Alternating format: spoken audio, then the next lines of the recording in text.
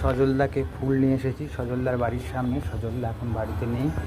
উনি আমার রাজনৈতিক জীবনে উৎসাহ দেখিয়ে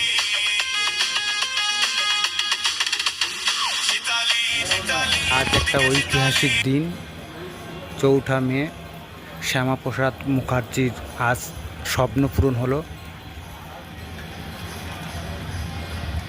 এই মুহূর্তে আমি সজলদার বাড়ির সামনে আছি। সজলদা এখন বরানগরে। উনি হচ্ছে আমার রাজনৈতিক জীবনের উৎসাহ দেখিয়েছিলেন। আজ ওনার জন্য আমি অধীর আগ্রহে বসে আছি উনি কখন বাড়িতে ফিরবেন। এই সজলদার বাড়ি,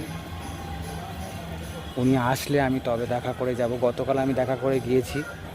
আজ ওনার জন্য পদ্ম ফুল এনেছি, পদ্ম উপহার দিয়ে তবে আমি যাব। খুব ঝড় বৃষ্টি উঠেছে, এটা পুষ্প বৃষ্টি আকাশ থেকে ঝরছে। জয় শ্রীরাম।